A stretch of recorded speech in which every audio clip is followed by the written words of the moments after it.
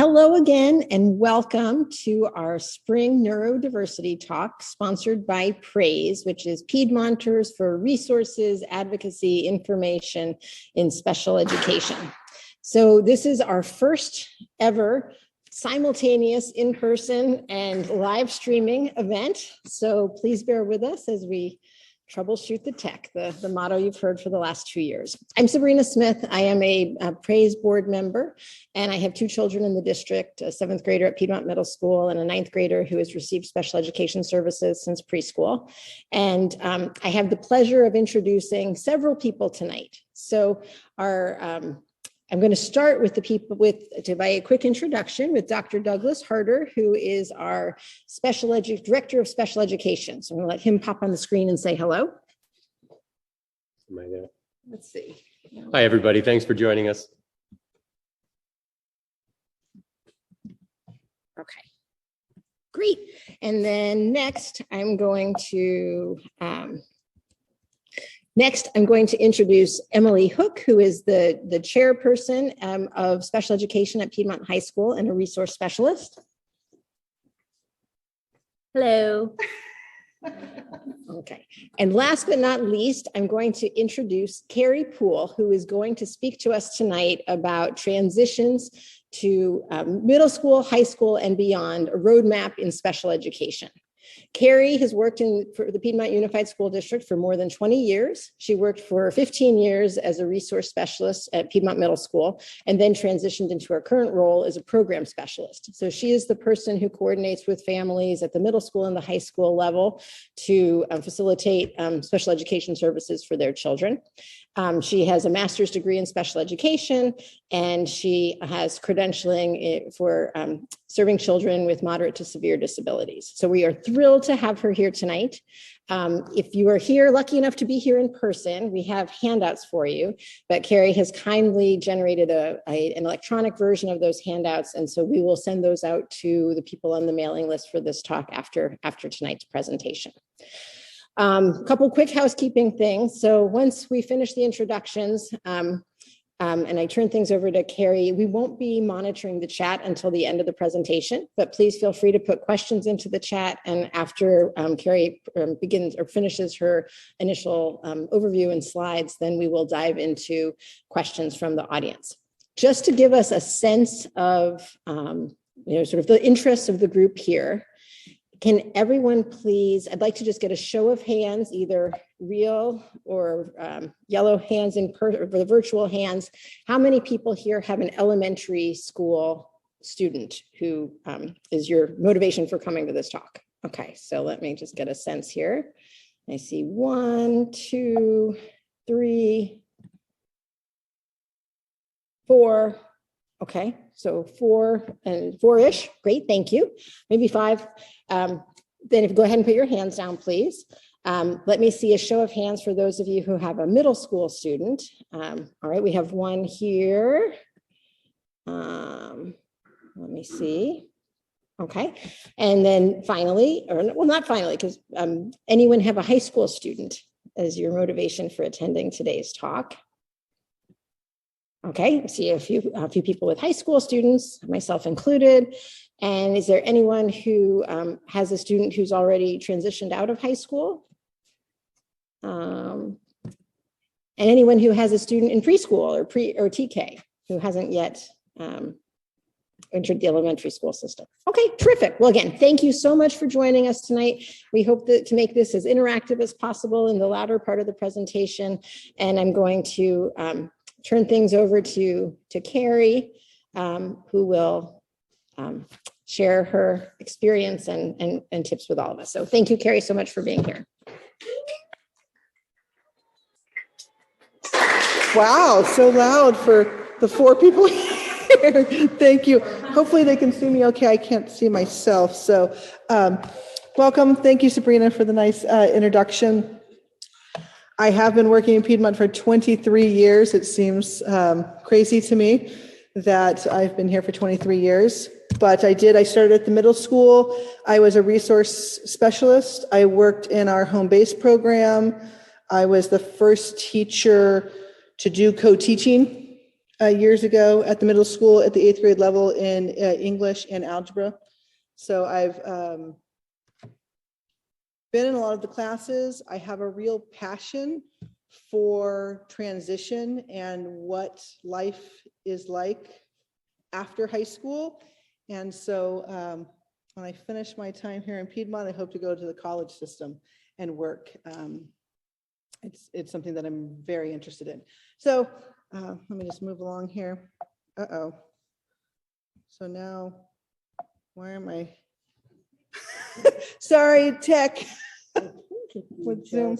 Let's see if we, okay. Why? It Oh, was I guess we working. just have to. Oh, there we touch go. the- Okay. Okay. There. All right. I wanted to give just a little bit of perspective. Dr. Harder calls it, telling your why and how my perspective has changed. I have 2 children. The boy in the back, the navy sweater, is my son Jacob. He's a sophomore, going to be soon to be a junior. Has college on his mind, can take, advanced placement classes and does okay. And I have my youngest son is the 7th grader, Caleb, and school has always been hard for him. And I connect a lot with families because I've had the educational therapists and I've had the dealing with Kaiser doctors. I've worked with the medication specialists. My own child has an IEP. I'm writing, my parent concerns down. I was just telling Emily, I wrote a pretty big paragraph this year. And I've learned over the past couple years that Caleb is who he is. And there's no, I don't like to use the word fix, but sometimes I talk to families and I hear, they're looking for us to fix their son or daughter. And, there's no fixing my son. He is who he is. He has his strengths and he has his challenges. And my job and my husband's job is to foster his strengths and to find things that he's passionate about and get him through this thing we call school, because it is not going to be easy for him. It's always going to be hard, and see what's out there. And so it keeps me up at night. He's 13 and I already wake up in the middle of the night, like, oh my goodness, and I do a lot of research and I do a lot of reading. So I like talking to families because I get it. I understand it from the educational standpoint and I get it from the parental. So just a little about me. That's our dog, Callie. And so with that, what I want everyone to remember is that there's always more than one way to get to your final destination. Things are going to change. They're always going to change. Your children are going to grow, they're going to mature. And so you might have an outlook, and 4 years later, it might change. And then it might change again. They might get into college or wherever they are after school, and it could change again, right? So just to remember that there's always more than one way to get to your destination. I think of it as, I told one parent, it's like the Waze app, right? Like Waze will take you the fastest route sometimes, and you'll be driving one way and then it'll have you divert somewhere else because it's faster. So just to know that there's always more than one way. So for the parents who have elementary school students, when you come to, are you going to exit out something for me? When you're in 5th grade, you start to think of middle school, and if you don't have older children, you get nervous, and the middle school is bigger, and you've got 3 elementary schools merging together, and so it can seem like a scary place. And it's really not. Middle school is a time when you're going to see the most change out of your children. And it's an exciting time, and they learn to kind of figure out who they are. But with that, so what we've started doing in the past couple of years is to kind of help ease that transition and anxiety for families, is we do our 5th grade transition meetings.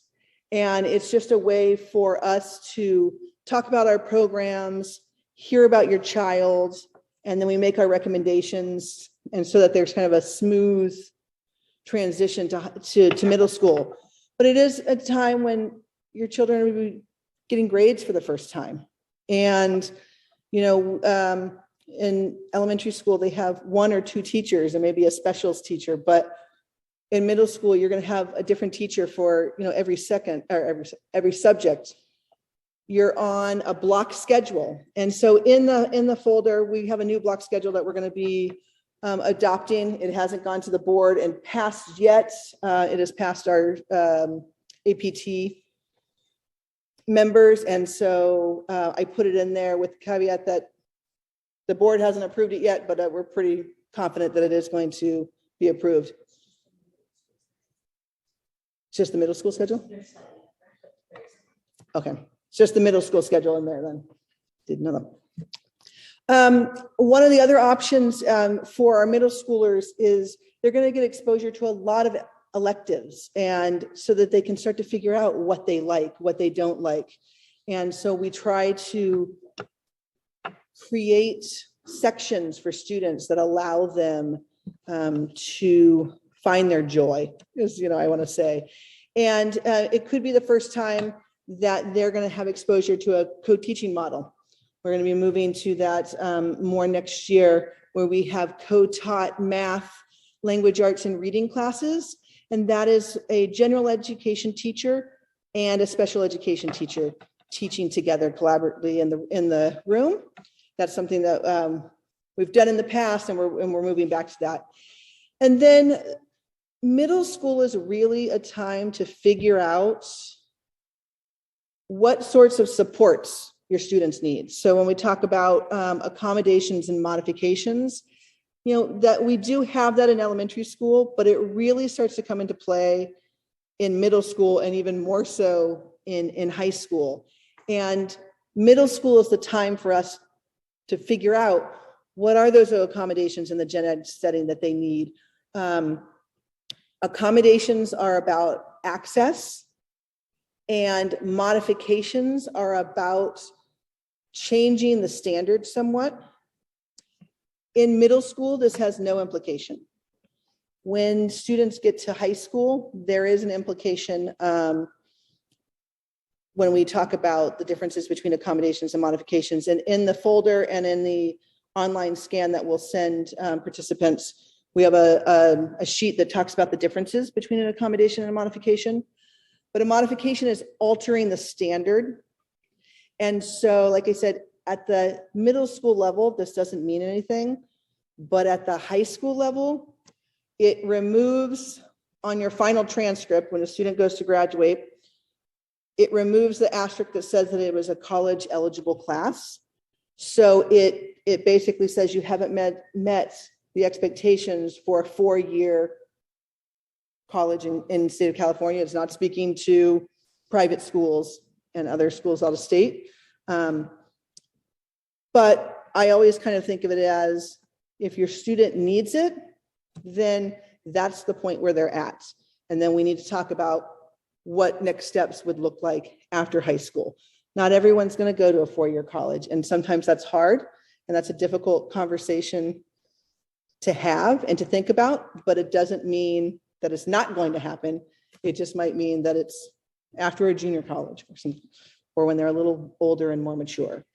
Another thing that we have started that is really important is this transition survey. I also have that in the folder, and it'll be sent to you. We give it to our 8th grade families, and it's to get you to start thinking about the future.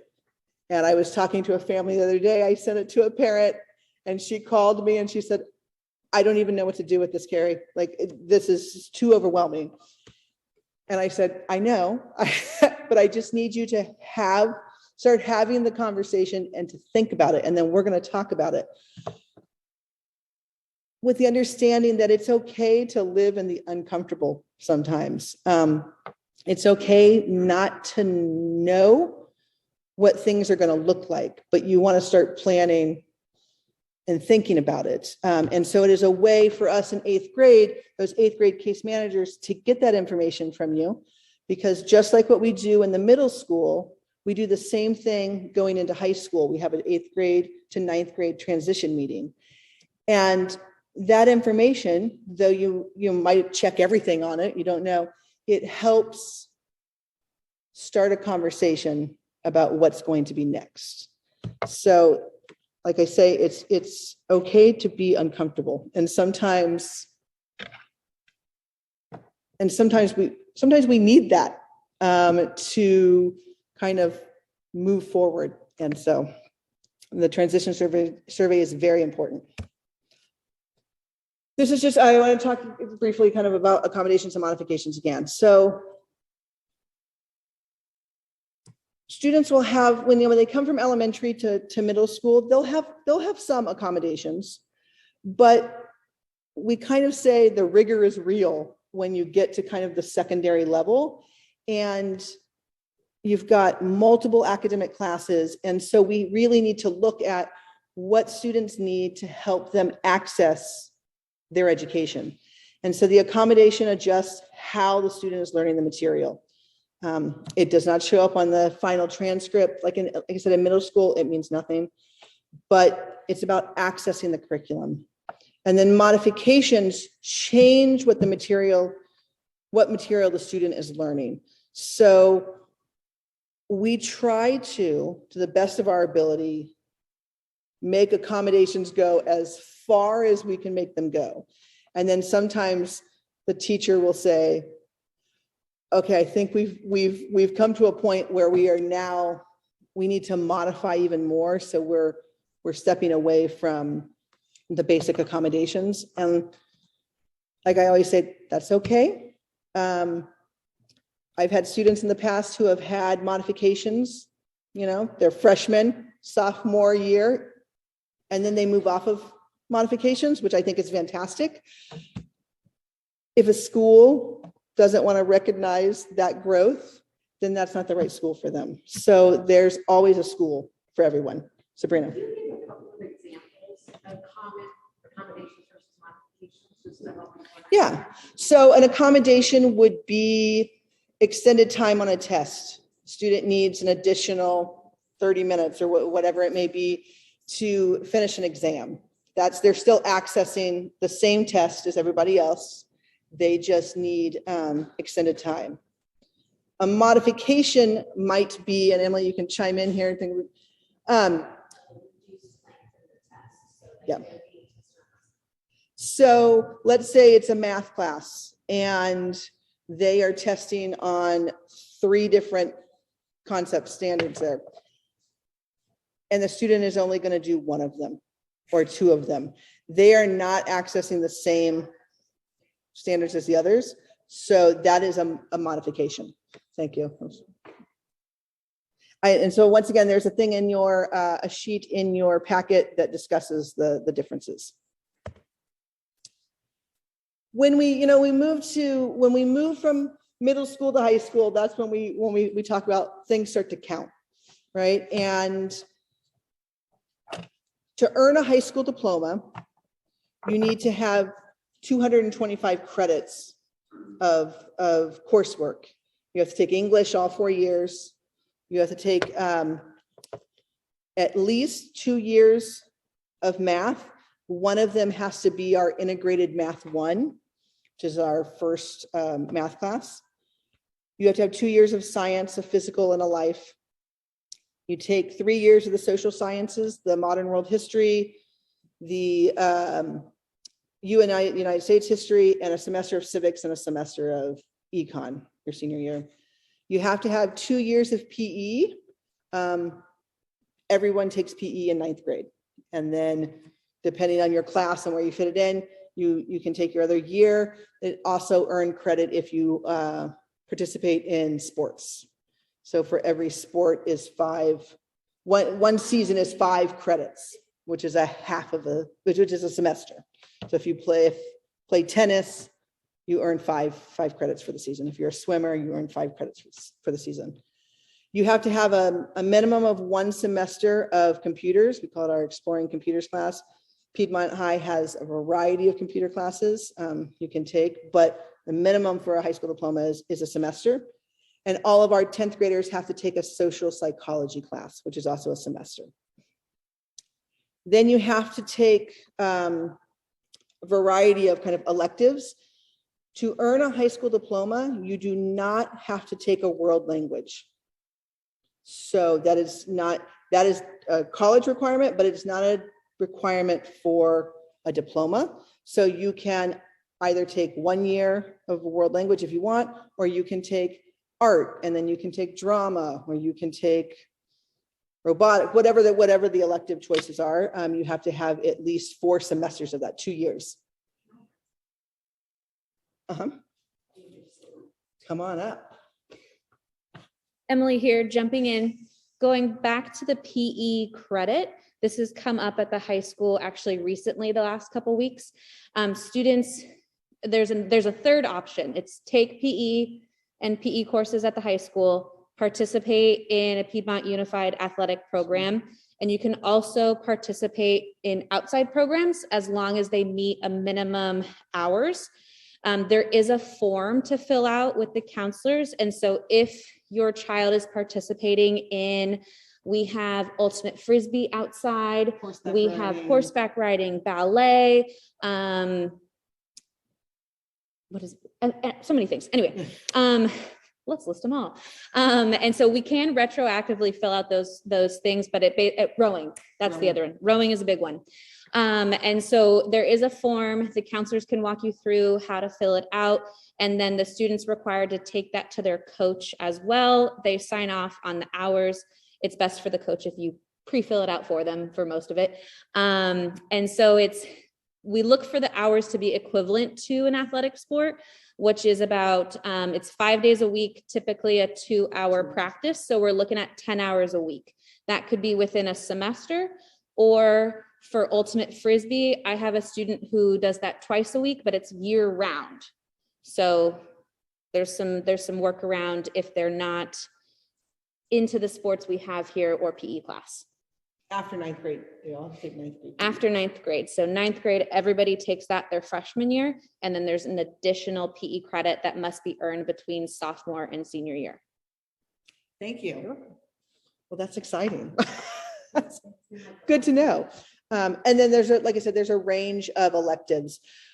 When a student comes to Piedmont High School, and if they need what we call a support class, a special education support class, those count as elective credits. So they're earning elective credits towards graduation.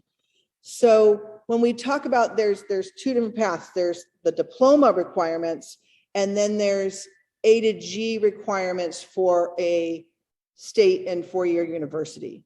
And so those are different than the high school diploma requirements. And so in the packet, there's a purple page. It has high school requirements on one side, and it has the A to G requirements on the other side. It gives recommended of what state and university require and what's recommended. Sometimes they say 3, but really you should take 4, and the counselors help navigate that, as well as the resource teachers at the high school.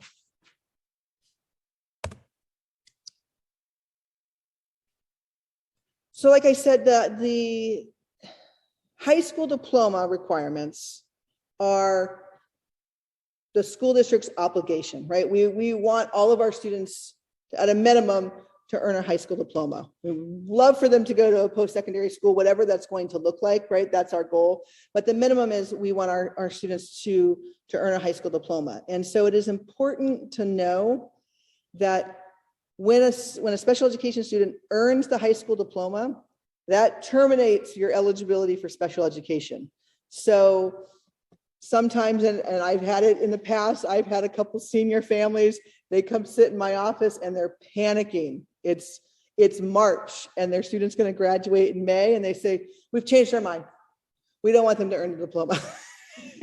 And, I kind of say, well, they've accrued the credits, and so it's discriminatory if I don't give them a diploma because they've earned the credits, right? So, but it does terminate your eligibility for special education.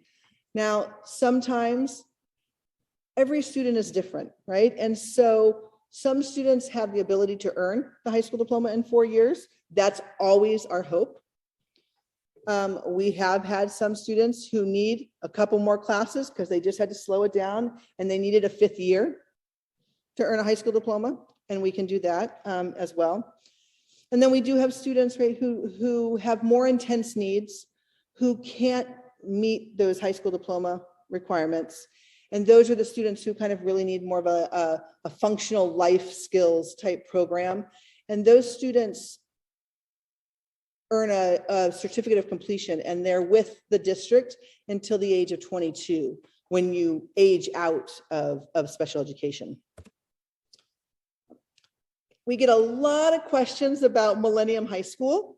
We do, you know, Piedmont Unified has 2 high schools. We have Piedmont High School, which is our comprehensive larger high school, and we also have Millennium High School, which is housed on the, you know, on our campus, but it is an alternative high school. It's not a continuation high school, it's an alternative high school. It's WASC accredited. They meet the A to G requirements for their classes. It is a much smaller school, and in the packet and in the scan that'll go home in emails, there's a yellow frequently asked questions about Millennium that the principal gave me, and it gives a lot of information. So MHS has a kind of diverse population of learners. It's a small school. Doug, help me out. Maybe currently 65, 70 kids max, maybe 50 to 60. Can carry like up to 80, right? But about 30% of the students there have IEPs. It is a smaller setting, so the majority of the kids take classes there at Millennium, those core classes, so they're small, anywhere from 6 to 13 kids in a class. So they do have the smaller classes, which are nice, kind of discussion based for a lot of students. One of the big differences is you earn credit as you complete the work. So at a comprehensive high school, right, if you haven't done the work, you might get a failing grade, right? And then you find yourself doing summer school to accrue those credits. At Millennium, they do it a little different. They break it up into little segments. And so many weeks you earn a credit and a half, and then the next set. And so if you don't do the work, you just don't earn the credit. So you might not accrue credit as fast as students do at Piedmont High, but you don't fail a class per se, right? Because you just don't earn the credit, and that actually motivates some students. Some students graduate earlier because they accrue their credits faster. So it does work for a lot of students. It's important to understand it's not a special education school. Yes, 30% of them currently have IEPs, and it's a small school, but it's not, they don't have the same programs that we have on our comprehensive high school campus. So Millennium has what we call just a learning center support class that's working on the executive functioning and reteaching, and kids get their extra time, and they're working on transitional skills and things like that. But they don't have the more comprehensive programs like we have at Piedmont High. We have a counseling enriched at Piedmont High. We have a social communications pragmatics. We've had home base in the past. We have a lot more options at the comprehensive high school. The other thing that's really important to understand is Millennium students can access Piedmont High classes. So let's say they've taken Spanish 1 and Spanish 2 at Millennium, and they're doing really well, and they want to take Spanish 3. Millennium might not have that class, so the students can come to Piedmont High. Social psych is taken with the students. PE is taken with the students. So students can access classes at Piedmont High. Piedmont High students don't access students at Millennium or classes at Millennium. So it doesn't go both ways. So the alternative can access the comprehensive, or the comprehensive can't access the alternative, if that makes sense. I think when I talk to a lot of families, and I even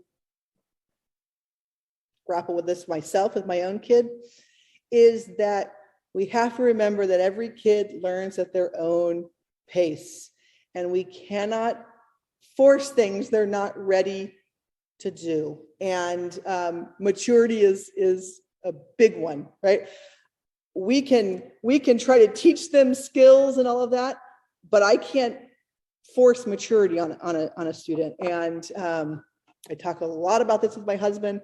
You know, all the research with kids with ADHD, they're behind in their maturity. Their frontal lobe is behind teenagers already. And so it takes a long time. And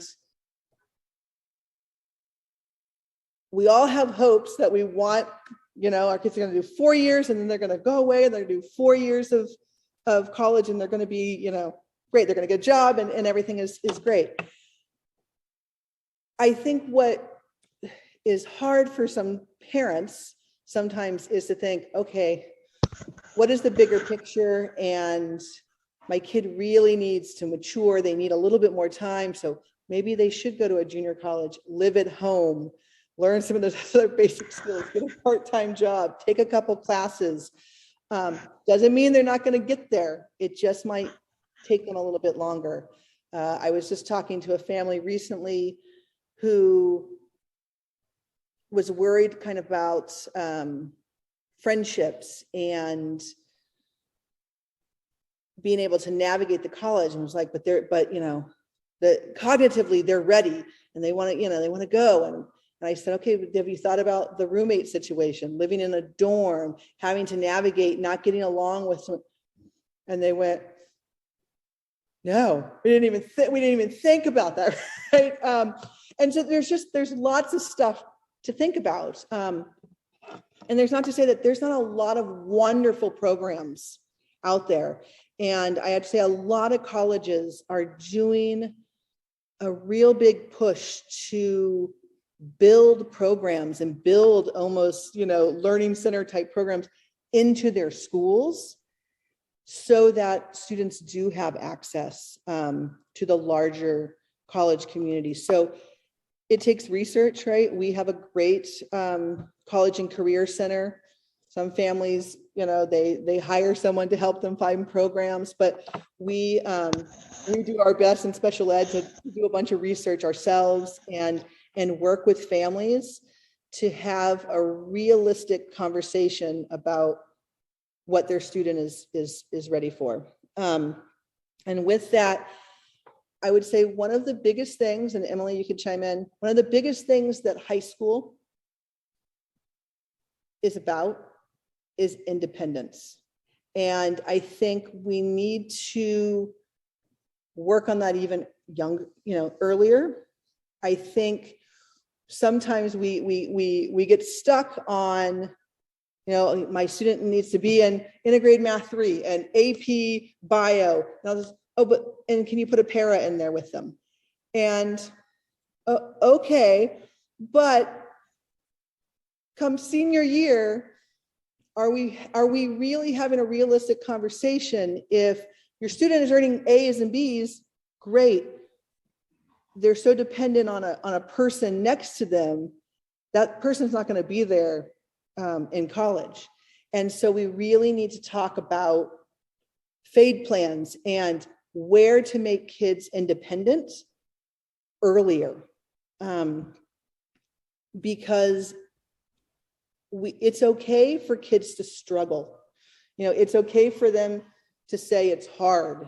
And so they get a C, you know, but they got a C independently, which I think is sometimes better because it gives us a true picture of what they can do. And so I think just really keeping that in mind is working on independence as we move into high school. Back to students who earn a high school certificate of completion. So currently Piedmont High doesn't have a transition program. It's all about a numbers game, right? But we look to programs in our SELPA that have adult transition programs, and there's some fantastic ones.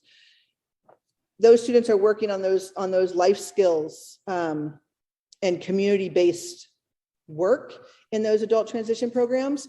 But all of those students, even when they're here with us in Piedmont, they get to participate in all senior activities. They get to walk, they can go to the prom, they can go to grad night, they can go to the senior picnics, whatever there is, they still participate.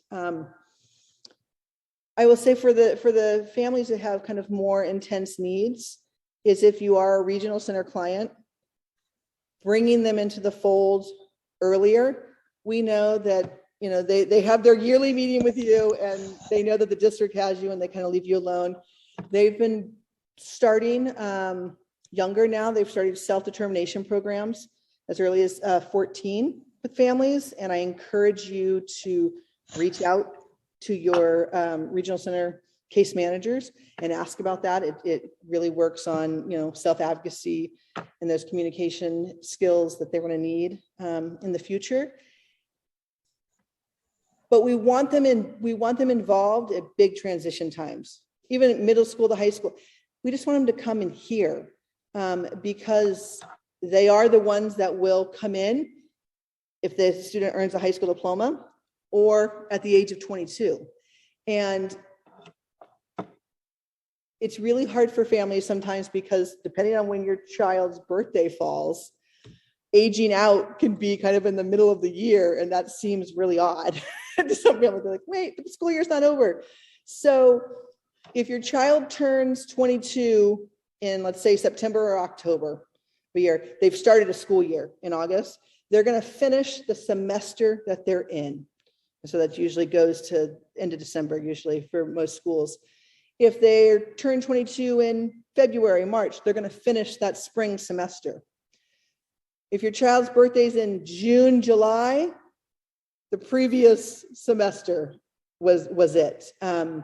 And so we want to make sure that we have regional center at the table, if you're regional center clients, to start talking about what's out there and what programs. And there are a lot of programs that are, and I'm happy to talk to any families who want to talk about specifics. There are a lot of programs out there that you have to be a regional center client to access. And they're really good. And there are a couple that are in this area. They even have a couple life skill colleges that are out there that you can be a regional center client and help with the funding. So we want them to come and have those conversations. And things are an IEP decision. And several years ago, I had a student who started kind of later in elementary, was older, so came through the high school and was going to, if stayed here for 4 years, was going to be 19 and a half. And we had the uncomfortable conversation of, we have this Piedmont bubble and we're protecting them and we're doing great things here. But if we wait until 19 and a half, then they're not going to get the full benefit of a transition program, which is community-based and work-based. And that is more beneficial. And Regional Center was there and they actually agreed to. And so we decided to only do 3 years at the high school to get into the community-based program. So there's always options. Oh, let me go back. Talk about transition a little bit? Yep. Sorry to interrupt. I appreciate your comments, Carrie, about transitions and the need for some students to have that additional time after they turn 18 to work some more on some of those transition goals.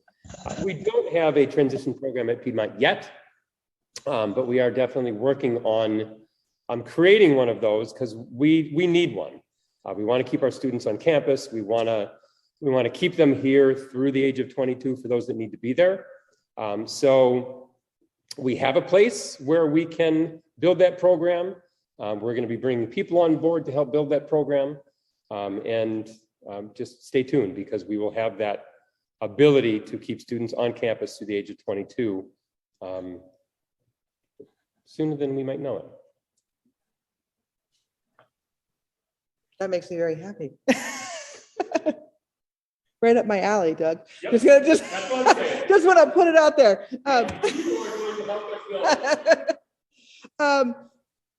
Things to start thinking about when you start to come through middle school and get into high school is, like I said, involving the regional center case manager, but also looking out there. And if you hear of anything that says, programs for post-secondary world or going to college with a disability, or there's a lot of fairs that'll happen in Contra Costa and Alameda, information that different SELPAs will put on. And I encourage you to go and listen and hear what's out there and pick up flyers. I always have parents come in and drop off. They say, we were over here and we got all this information for you. Keep a file of all these programs. So educate yourself. It's never too, you don't want to constantly be doing it to make yourself, full of anxiety, but you want to have information. And so new things are popping up all the time. Another good resource is Department of Rehabilitation, DOR. There's an office in Berkeley. There's one in Oakland. They do a lot with self-determination, job training. They'll help with resume building. They'll help give a job coach for kids who have more intense needs. They even helped a family recently. They reimbursed them for the clothes they needed for their job. They will help with services in college. Sometimes kids need note takers and maybe the college doesn't have it. They'll help with that. They'll help purchase books, help with tuition sometimes. So it's an agency that you want to look at as they start to get older in high school, especially for students who have more intense needs. Emily's going to come up and talk in a second, just kind of about what she does with some of her students in the Learning Center. But another thing, when we talk about independence being important, another thing we need to start doing earlier is talking to our students about who they are, what their strengths are and what their challenges are. And sometimes that's really hard. When I was teaching, I had many parents call and yell at me that, I used the word ADHD, or their child didn't know they had an IEP. And I'm like, but they're in a special ed classroom. And so, I would go back and forth with them saying, I don't agree with that. I think they should know why they're here. And so we want to explore that with kids and teach them to be their own advocates and how to do that. And several years ago, I took a group of kids to DVC, Diablo Valley College in Pleasant Hill. And my friend at the time was the director of the Disability Center. So she said, we'll do a tour and then you can come into the Disability Center. I'll talk to the kids. I brought a group of kids in. They were great. She walked up, introduced herself, and the first thing she asked them, why are you in my office? And I had a group of seniors who could not answer that question. And she looked at me and she said, you have some work to do. And I was like, oh, and we walked out and the kids were like, why are we in the office? And I thought, okay, we got to have a parent talk and we've got to come back to the table, because they can't advocate for themselves if they don't know what they need to be successful. So it's a hard conversation to have, but we need to start having it younger with kids so that they understand their learning. They understand who they are. That's only going to help them in the future. Emily's going to come up and talk about transition. Okay. I'll show my face. Hello. For those of you that don't know me, I'm Emily Hook. I'm a resource specialist, learning center teacher, case manager at Piedmont High School. This is my 7th year with the district, and I think my 10th year working in special education at the high school level. So I've been here for a while now. What's that? And the department chair for special education, Piedmont High School. So in general, with the high school IEP, what is new from their IEP K through 8 is we have the addition with a transition planning services page. So there's the freshman year is typically when I start to introduce to families what is the transition planning, and it's basically part of your IEP is also an agreement with the school to help the student transition to life after high school and figuring out what they want to do. Once a student is 16, they're legally required to be a part of that transition process. So we do make it mandatorily optional for students to come to their freshman year IEP. All of mine come. I think in my 7 years, I've had one student not attend. But we really started early. So if they haven't already in middle school, at the high school, they're coming, they're a part of the conversation. We're not talking about them in front of them, we're talking with them. And so that's kind of a general piece to it. And before I go into the next one, I want to touch on kind of piggyback what Carrie started to say. When students get to the college level, whether it's a 4-year, if that's what their decision is for after high school, I want to be very clear now that the colleges will not talk to parents. Oh, it is coming. Oh, I didn't know. Okay. Should I wait then? I'll just say it now. I've already opened the can. The can is there. They will not talk to parents. They expect a student to self-identify as someone with a learning difference and somebody who would like to apply for accommodations. And so I just want to emphasize that the earlier we have that conversation, the more they're self-aware at an earlier age, whether that's their freshman year or before, it makes that process much easier.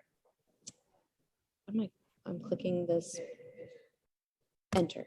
Here we go. Okay, so this is just an example of something that I do in my class.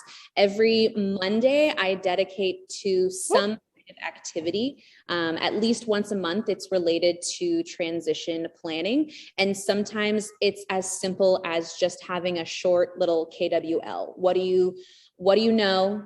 What do you want to know? And what did you learn? And so we did something recently where it was accommodations support in college. And so it just generates conversations with kids. I do this with everybody. My classes are a mix of 9th through 12th. And so it's interesting to kind of see the different variations of where kids go. And so this is just a short little example of what an activity could look like in class. Sometimes it's full group, and sometimes it's grade specific, and sometimes it's for that one student who needs that piece. And so when we are looking at our students and trying to get them to that point of independence, we want them to be their self-advocate. We kind of divide the 4 years into a few different things. So the freshman year is really about learning about yourself as a learner. What are your strengths? What are your interests? Know your eligibility, and really understand what it takes for you to be successful and confident in the classroom. The sophomore year, we start to learn more about our interests and skills when it comes to the career setting and kind of exploring what's out there. What is my personality and recreational interests, and where could I see and do some of those skills within the work setting. And then junior year, once they have an idea of who they are and what they could be interested in doing, then we look into what are training programs or colleges, what path can I take in order to get to that thing I'm interested in. And then senior year is the action plan. That's where things really become, all right, the action plan. So this is where things become really more individualized. Sometimes you can kind of group kids together, but it's really where the senior is working with their case manager, with the resource specialist on anything from selecting colleges, exploring things. I've gone on field trips to community colleges in the area, but our main focus is really helping them apply for accommodations. I will say now, I don't have a list of magical schools that are the best with accommodations. It's that answer does not exist. It's let's find the best school and atmosphere for a student, and then let's look into what supports they offer and then make that decision. Is this the right place? So everybody has something. They are legally required to have some things, but sometimes it takes a little bit of investigating to figure out what that is. There's some schools that have a big flashy program like U of A with their SALT program. And then you have schools where you have to like really dive in on the search bar on their website to find where are accommodations. And so a couple things that we do leading into this is, and what I'm kind of training all of my my students for is their senior IEP. Whenever that occurs throughout the year, my seniors are running the show. Thanks, sweet. I kick back, I relax. I might sneak enjoy off it. of this early. If you guys could make sure that you're all on mute, that would be great. Okay, sweet. And so with the seniors leading their IEP, they put together a presentation. They are the ones who are saying, this is me, this is who I am, this is why I have an IEP, this is my reflection on my 4 years, this is what helps me be successful in the classroom, and this is what I'm interested in doing after. It's great, it's fun. Everybody, all of the adults in the room are just so impressed with this person who they've become. It really is, as a teacher, one of my most rewarding things that I do with my students. I mentioned a couple, we've done community college tours. I've done various things throughout. It kind of changes. It depends on the group. We've done mock interviews before where I had a panel of kids ask questions to a student, and then we decided, would you hire this person or not? And that was fun. And we've done things where they practice how-to presentations and public speaking. That's coming up in my class soon. So it kind of changes year to year, but really it's all about getting them to that point where they are confident, self-aware adults in the world. And we're here to help. And so it's there, it's part of the IEP. And this is, I'm just going to take it now because you came in person.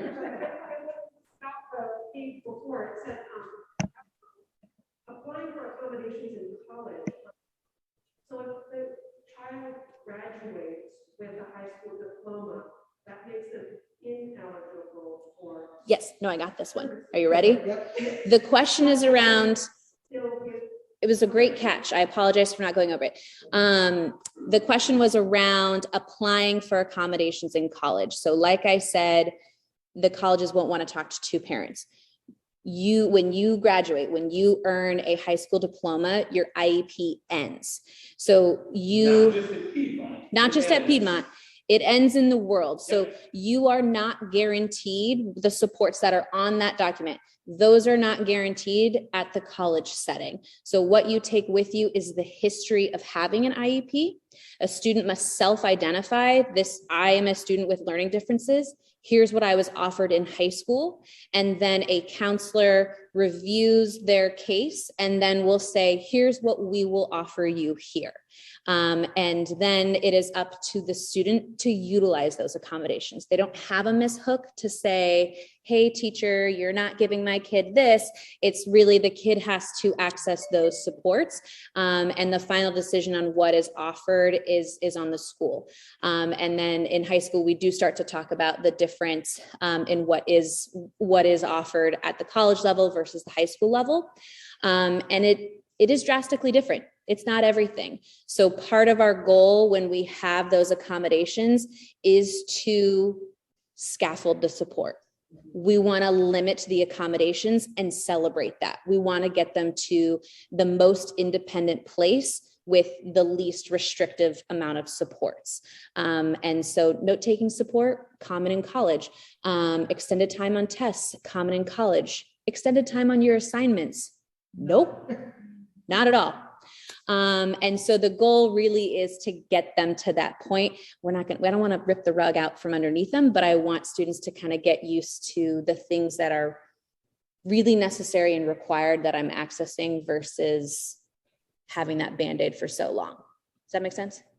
And in your folder, there's on the right side, there's 2 teal color sheets, and it talks about accommodations in high school versus college, kind of how it's different. Additional questions at the end. And if I can make a comment where you're transitioning, can they hear me on here? Not likely? Sure, if you get a little closer.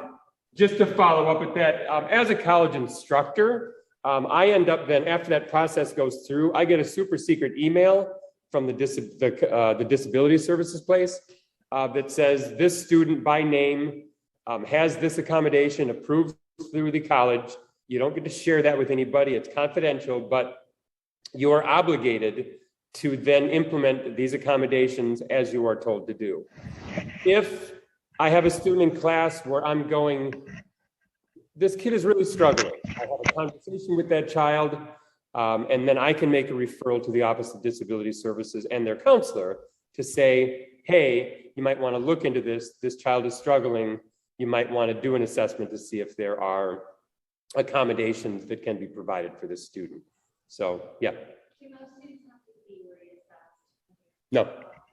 Here? It depends on. Yeah. It depends on, so when they go to college, when our seniors leave, we give them what we call their exit packet, and we give them it's called a post summary. It's part of the IEP pages. It has kind of all the accommodations the student had, their eligibility, what their transition goals were.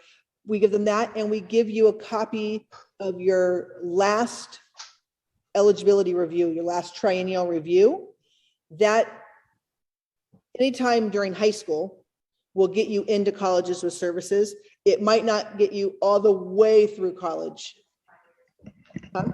Yeah, it's good for 5 years. If you had testing your freshman year, it's 5 years, it's not going to get you all the way through college. Then that's at your own expense to do an assessment again. So it's kind of figuring that out. Another real important thing to know is that some of our students reach the age of majority before they exit high school. They turn 18 before they leave, and it's our obligation as part of the IEP process. Prior to their 17th birthday, we explain to them what it means to be at the age of majority, be 18. They become the adult student who now signs their own IEP, and the parents become the participants. We always have conversations with kids that, you never want to sign something without having a trusted person, review it with you and things like that. But on occasion, we have had students who turn 18. My allergies pipe up. Oh, man. No longer wish to have an IEP. Yeah. They're 18 and the parent, doesn't have, we have to listen to the adult student. There's a page in there just about age of majority, but there are students who turn 18 before they leave high school, and we have an obligation to explain to them what that means. And the resource teachers do that. And there's a place on the transition page that puts the date that conversation happened and who had that conversation with the student. And that's hard sometimes for families. Talking about differences between high school and college that Emily was starting to talk about, right? So we have, when you're in high school, under IDEA, Section 504 of the Americans with Disability Act, right?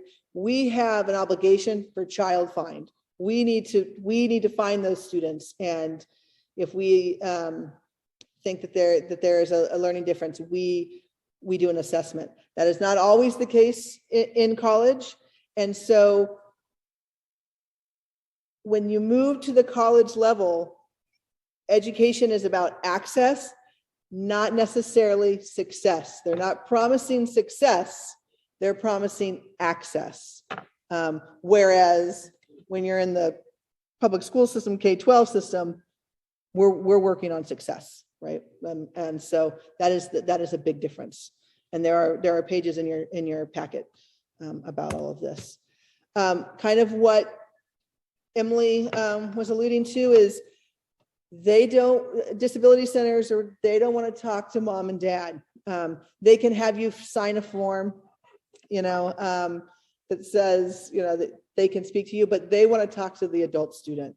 And it's up to that student if they want to disclose that they have a disability or not, or to the extent that they have challenges.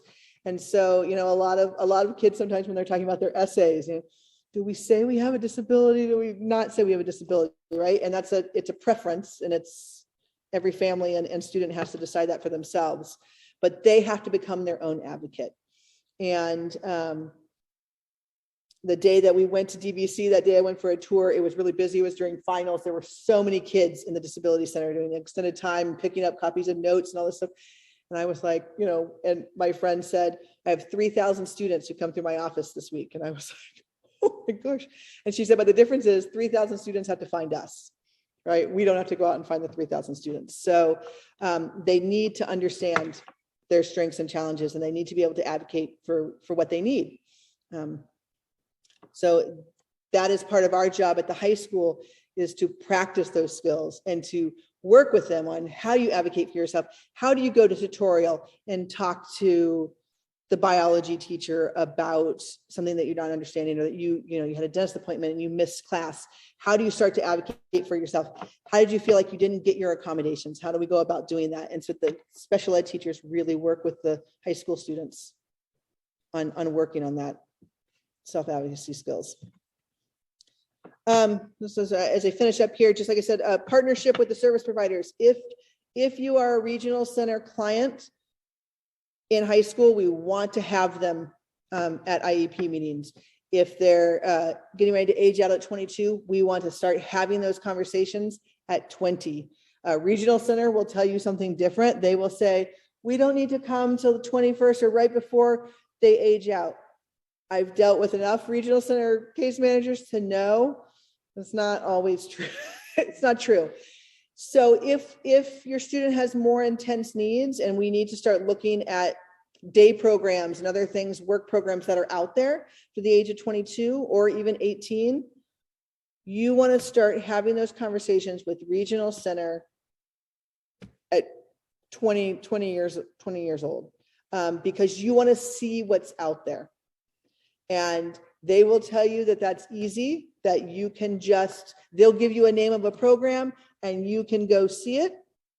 And I've worked with a lot of families now, and they do that, and they show up and the program says, where's your regional center case manager? You need to be with them. And then regional centers, no, you don't. And so it's a lot of back and forth and kind of jumping through red tape sometimes. So I always say, I want them there at the age of 20 to start having those conversations. We want to know the programs that are out there. We want to do the research together, because sometimes these programs have wait lists. And if it's something that you find a program that is ideal, and your child turns 22 in May, and they call you in February and say, you're up on the wait list, we take the spot. We exit two months early. We don't say, we're going to wait, because you're not going to just become the next person. You're going to go to the bottom of the list. And sometimes those programs don't open up very often. So we want to see what's out there way before your child turns 22, if they're earning a certificate of completion. That is it for my presentation, but let's go to questions, I guess. So I'm going to turn it over to Carrie, Sabrina. thank you so much. So that was terrific. So it looks like we have 10 questions in the chat. So I think I'm going to stop sharing the screen so that, can I stop sharing the screen? Okay, okay. Just hit the chat. Okay. Oh, good luck. And let's see if maybe we can see who the people are. Okay. Let me try to make this. All right, we're going to get the expert here.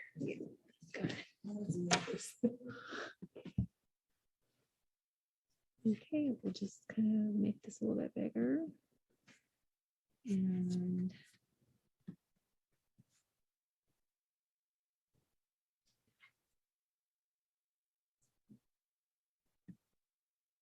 Oh, something funny just happened. We should be able to. All right, and can we see everybody? Are there more above that? So I see someone not understanding what faith was, and then Sarah answered it. Thank you, Sarah. Karlinski, it's a free and appropriate public education. Okay, great. So let me go to the top of the chat here. This is the top.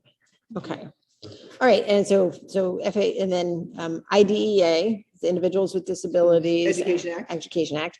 SELPA is the Special Education Local Plan Area. So I'm happy to let you explain.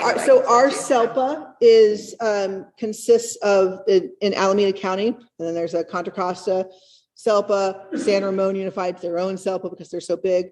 Our SELPA consists of Alameda Unified, Piedmont Unified, Emeryville, Albany, and Berkeley. So there are 5 districts that make up the Alameda County SELPA.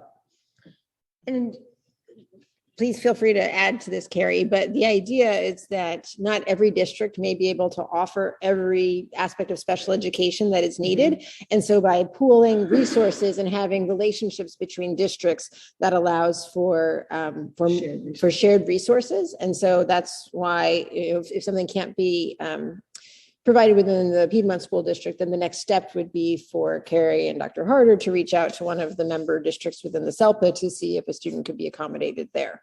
So, and if you want to learn more about this, there's actually a community advisory committee that meets monthly for the special education local plan area. I am the Piedmont representative to that, but it's a great way to learn what's going on in other districts. And the 4th Monday of the month, Dr. Harder sends out a message each month with invitations to that. But again, it allows us to learn what other districts are doing and kind of learn from other people's experience. Do you have that information on the Praise website just so that they could access? I think so. I think it is. Yes, okay. I think it is. So yeah, great. Our next meeting? Our next meeting is Monday at 6 o'clock. So feel free to join. Everybody is welcome. All right, let me scroll down here. Let's see. Okay, so that was answered. IDEA, great. Thank you, Sarah, for doing all this in the background. So what if your student does not have an IEP but has a 504? Will they get this same secondary transition service that Emily was talking about? No. The answer is no. So a 504 is a function of general education. So they are not in specialized academic instruction. They're not receiving special education services. They're receiving accommodations through general education. Now, students with 504s can still go get accommodations at the college level as well with the same sort of documentation. Okay.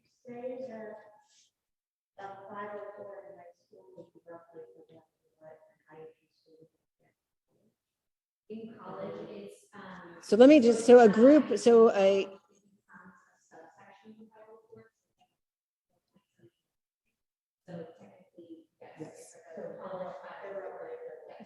let me make sure I'm repeating this correctly. So a question here in the room was if a student has an IEP at the high school level, would the kind of supports they get at the college level be more like a 504 plan? And the consensus here was that yes, that likely is the kind of support that a student would be eligible for. So, okay, and then repeat the questions. Okay, we're trying to do that. Good. Let's see. And we got appreciation for our presentation. So that's so nice.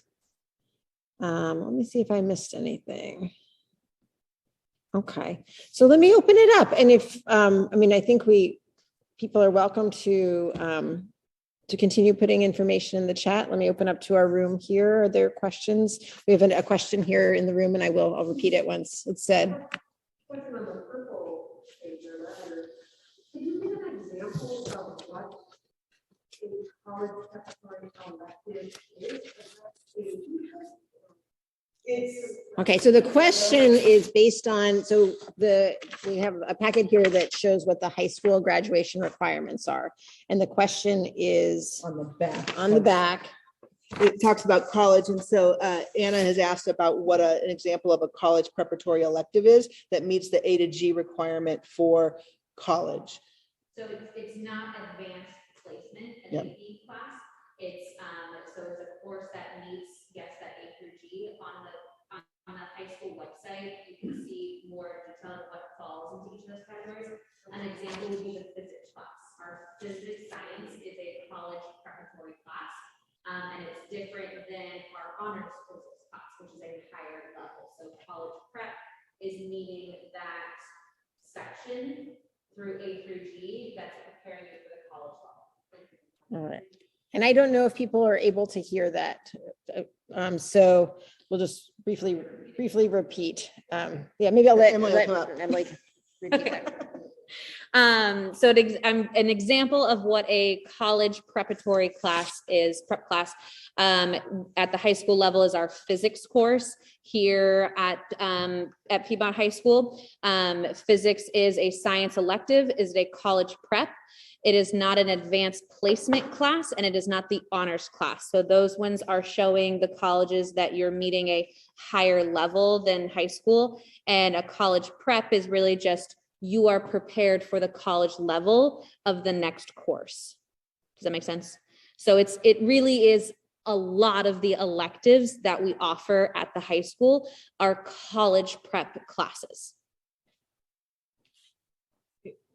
You know, one topic that I did not talk about, and it was on a slide, so my apologies, is for families of students who have more intense needs, sometimes we need to have a conversation about conservatorship and what that means for your student. If we feel, and it's a family decision, but if you feel that your child in the future, after the age of 18, wouldn't be able to speak for themselves, wouldn't be able to go into a hospital and get their medical needs met by themselves. You want to make sure that no one is opening a checking account in their name. Maybe they've met someone and they signed their name to something. There are different levels of conservatorship, and that is, like I said, is done through a lawyer, but those are conversations that are done at IEPs as well. And if there's anything from tonight's presentation, if anyone has any questions, they can always reach out to me. I'm happy to have a conversation with you and talk about stuff in more detail. And I think, Carrie, that came up in one of your slides was when you were talking about the age of majority. So if a student does have, if a family has a limited conservatorship for a student once they turn 18, then that student would not be allowed to sign the IEP, would not be allowed to reject special education services, correct? The parents still would retain the right to make those decisions for their student. So there's a question that came up. Yep. Can you confirm what documentation is needed to bring IEP accommodations to college? I've been told we need an updated neuropsych. Is that true? So you need an updated assessment that is within 5 years. And so if your student receives special education all the way through high school, at some point they've had a triennial, we call them eligibility reviews now, but triennials, that has that information. So you take, like I said, we give families exit paperwork, and we can put it all in an envelope for you and take all of that with every report and your post-secondary exit pages, and even a copy of the IEP with you to the disability center. okay, perfect. And then another thank you for all the help and support from the teachers and support staff. And so let's see. All right, great, thank you. All right. Okay, here we go. The transition program. Yes. How soon? Yes. So how soon will PUSD have the transition program for students that complete a certificate of completion? Where will be it located, and how many students are expected to start? So I'm going to turn that over. So I will not be able to give specifics on that. I will tell you kind of where we stand. So we do have an adult program that lives on our campus, and there is conversation going on right now that started probably 2 months ago about combining that adult program with some transition services for students that are going 18 and beyond. How many? We don't have those numbers yet. What we would be doing is building that for the students that are currently on Piedmont's campus, and then offering that up to other students that are within the SELPA. So it's something that I would say, I mean, we're thinking about now, we're talking about now. We'll be specifically building for it, probably starting next year. And then we'll be looking at hiring and staffing and doing all those things beyond that. So this is it's all concept at this point, but we have the people on campus to be able to conceptualize it, build what it's going to look like, and then eventually hire and have students going into it. But we also need the students to be going into it. Just like our home-based program, we kind of need a core set of students to be able to get it going. So we're going to have the readiness to do it. And then we just need the students to put into it. Yeah, please. If you had to guess, and this is, we're holding you to a guess, there's nothing reliable. How many students currently enrolled in the high school program? Right now? Can you repeat the question? Transition into that program? 0. The question was how many students right now would have that eligibility to go into, like at this moment, to go into that adult transition program. Right now, 0. Or other programs? Or they're earning high school diplomas. Yep. But as we look backward, as we look at our earlier grades, I've already started to look at our preschoolers. I've gone back as far as our preschoolers and have gone, we've got these preschoolers that will change as time goes on. Some will not get better, but they will be able to be successful in our programs as they grow older. We can't predict that. There are some students that are sitting in our elementary program that I would guess would be matriculating and needing more support, and we'd be looking at building this program for that group. So I would say in 3-4 years, we would probably have for sure the beginning group that would be in that program, but I think we'd be ready to have students go into that program as soon as a year. I think we can build it and staff it, not at a moment's notice, but with enough time to make it valuable for the students that would go into it. Because I really want to keep our students on campus. I don't want to go, let's grow it, let's build it, let's do it, and then go somewhere else. I think that's disrespectful and it doesn't honor the community that we have. And like Dr. Harder said, students change. Yeah. So I'll give an example of a student who is currently a senior who is graduating with a diploma, who are freshman and sophomore year. Everyone on the team, certificate of completion. We're going to go certificate of completion, end of sophomore year. You know what? Let's go for it. And earning a high school diploma. And I mean, that is, we always want to try to go for the least restrictive, right? Because more doors are open with a high school diploma, but there are kids who are unable to meet that, and that's okay. But students change too, so that's always a good thing. Definitely. All right, let me see make sure we haven't missed anything or that new questions have come in. And we have an in-person question here. Go ahead, and I will repeat it. No, you're good. You mentioned at Millennium High School, there are 30% of the roughly have IEPs. Is there a percentage for the middle school and high school that have IEPs? So the question, comment and question that in Carrie's presentation, she shared that about 30% of students at Millennium High School have IEPs. And the question was at Piedmont Middle School and Piedmont High School about what the percentage of students with IEPs. I can answer that. And Dr. Harder can answer that. Right? Yep, go for it. Go on in front of the screen. So I've actually looked at this. And nationwide, I'd say that number is about 14%, probably in the 12 to 14% range. It's probably closer to 14. In the last couple of years, our percentages have gone down, which is good because we're looking at supporting students before they get onto an IEP. But right now, I think we're teetering at around 12, maybe 11 something. So that's about where we are. And there's no limit. You can't go, we're capping it out at something. This year, it was around the 30%. Next year, it may be higher. Next year, it may be lower. It just depends on the population. But right now, we are at about 12% as a district, including all the elementary, middle, and high schools, including students that are at Millennium. All right, and follow-up question, go ahead. And kids with IEPs can go through Piedmont High School, no problem? So the question was, can students with IEPs go through Piedmont High School? Yes. Doesn't mean that there won't be bumps in the road, right? And we come back to the table and we adjust and we make more accommodations or modifications if needed, but yes, for And sure. we'll always be able to look at a continuum of services if for some reason we cannot meet the need here. Right. There's a continuum where we will find a place to best meet the needs of that child. But yeah. Can I just add, just to share? Come add your And comment then here. cover this way. Come speak over here.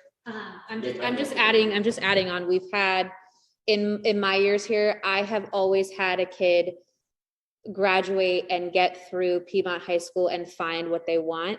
Majority of them have found a place at a 4-year school. Many of them have found a place at a 2-year school. One of my we got to move. Our lights just went off. One of my favorite, most success stories is I had a student who didn't go to a traditional college. They went to trade school and they're a trained conductor right now. And that's what they've always wanted to do. And so, yes, there may be bumps on the road, and some of those bumps are changing your path and being open to not being in a box. And this is what kids in my community do after high school. This is what I want to do after high school. Exactly. Do you want to add something? Okay. All right. Let me see. Okay. Make sure we've gotten everything. Okay. And we have a question here in person, so I will repeat it. What is the difference child with an IEP on high versus Millennium? Okay. My first question. Okay. How does it, what happened? Yeah, where are you going along in junior high and all of a sudden you drop? When's up with Millennium? That's on high. That's my first question. My second question is, for the child with a certificate, what is the post-certificate look like, or program look like? What are they? Okay, two excellent questions. So the first one is for a student who is receiving special education at the elementary school, middle school level. How does the path diverge between Piedmont High School and Millennium High School? So which students kind of filter which way, and at what point is that decision made, and how does that happen? I'm going to start with that, and then we'll do the second question. So that process is done through our counselors, but it's really a family decision too. Millennium is a different feel and vibe than the comprehensive high school, right? So they might know, my child needs they need a smaller building. They need one building where the classes are right next door to each other. They need that really small group. And so they can go in as ninth graders. They talk to their 8th grade counselor. They help kind of make a referral. They meet with Millennium. Millennium, we think it's a good fit. We have students who come to Piedmont High and get through their 9th grade year. 10th grade year is kind of a killer. It's you have more academics in that year. And they're really struggling. And so they might say, counselors might say, do we want to look at Millennium? And kids can filter into Millennium the end of the 9th grade year. And the 10th grade year, we've had students who've gone at the end of their 11th grade year to finish out at Millennium. So there is Millennium communities because Millennium students play on Piedmont High School athletics. and they take some classes. Like I said, earlier, the social psych class the Millennium students take at Piedmont High. The PE classes are together. We don't know what the sciences are going to look like next year. They've had their own sections, Millennium sections that are in our new beautiful STEAM building, but it's been Millennium sections. But depending on who they hire and if we have, they might be blended with PHS, and they can also take classes at PHS. So they get kind of that blended feel. And for there's it. some classes they're required to take at Millennium though, right? That there's some, Yes. so. And I mean, that's the reason Why you're you're there, going there, right? Right. And then your second question was Oh, kind of and one other thing that Emily shared was that I don't know if everyone heard that students at Millennium can participate in sports programs at Piedmont High School. And I'm assuming also music, drama, Yep. are there any extracurricular activities? It's really a joint program between the two schools. And I'll say that Millennium has their own graduation, which is a really special time for those students, but those Millennium students can also participate in the Piedmont High graduation as well. They can participate in both graduations. The prom, they can go to the prom, all of those things are the same. Your second question was about programs for students who earn a certificate of completion, programs that are out there. You said kind of what life looks like, right? Yeah. So I'll say that I've had, I have several families now that the students are, in their mid-20s. Some might live in a group home through Regional Center and have supported work that they do with Regional Center and Department of Rehabilitation. I've had several students who have gone to a great program on the Alameda City College campus called College to Career. And it's a 2-year cohort where they're learning really kind of job specific skills. And that's a Regional Center funded program. I've had students who go straight to work. And Regional Center and Department of Rehab help them get a job at, Safeway or wherever it may be. Then Regional Center also has a lot of life skills colleges, and I've had several students go to a life skills college called Taft. It's in Taft, California. It's down by Fresno. There's another one called Wayfinders. It's housed on the Fresno State campus, and so kids are integrated. They live in apartments. They have someone that's helping oversee them, making sure that they're cleaning their apartment, that they're going grocery shopping, that they're budgeting their money, but they're also part of a bigger campus. A lot of colleges are now building those programs. UCLA has one called Pathways. UC Davis just started one. It's in its first year, so it's very small right now. So there are all of these programs that are out there that are kind of like job training and life training. There's one down in Monterey called the College Living Experience, same sort of thing. There's one in Berkeley called CIP program. And so there are lots of programs to look at. And then there are some students who I would say, have pretty intense needs, and maybe they're going to a day program, an adult day program, where they're taken out in the community and work on life skills. And there's no profile of a typical student. Exactly. There's no way of knowing this is what their end result looks like. And that's why we begin that transition planning so early. Begin those conversations with parents, begin working on advocacy and life skills and everything else with those students. Because if you start at 16 and you go through 22, or even if you have just a couple of years, you're able to build that capacity, build that knowledge, build that resource base, build those connections. So you're not just going, see ya, good luck. You're building that program and that awareness as you go along. And that's what we're here for. And that's where the regional center comes with other resources. Yeah. Right. So I think we have a last question that we will have Carrie answer. It was, if you do your 12th grade year at MHS, where does your diploma come from? It would come from Millennium High School, which, like I said, is a WASC accredited school. Your transcript or right. The transcripts show both schools and the details of classes that you took at each school. Great questions. All right. Okay, last in-person question. Oh, the question is, what is a WASC accredited school? And Piedmont High is going through it right now. It is the Western Association of WASC, whatever that is. Western Association, something, school, something, something. Yep. school, something. Oh, okay. So it's sort of an accreditation that the says you're school meeting the is needs. meeting the requirements to then For college preparatory prepare students classes. for college. So, And you go through it, you go through a cycle. and it's going through right And now. we are, the Piedmont High is in a cycle right now. All right. It's so fun. It is Well, not fun. I just want to thank all of you who participated virtually, all of you who came in person, but extra special thanks to Dr. Harder, to Emily Cook, and to Carrie Poole, especially Carrie. So thank you. I'd also like to thank Frankie Davis, who behind the scenes was helping with preparation. And then my partner here, Farouza Billah, who is another parent member of the Praise Board, who we worked together to coordinate this. And she was the IT guru. She was the one who sent out all the invitations. So thank you. And to the whole Praise Board who has supported this neurodiversity speaker series for a number of years now.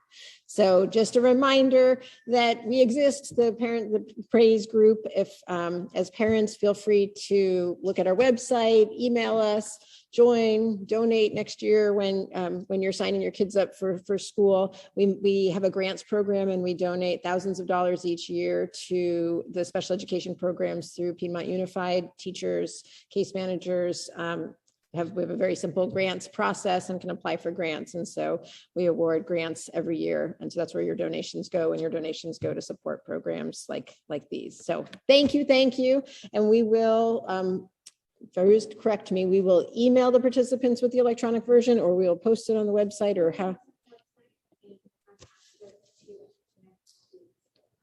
Okay, so we'll have an access to a scanned copy of the folder that we had here in person tonight and that Carrie referenced in her slides, and the recording will be available on the Praise website. So, And we also want to thank Praise and the Piedmont community for your support and your allowing us to present to you. So great, thank you all, and we will hope to see you in person next time. Great. Bye. Thank you, everyone.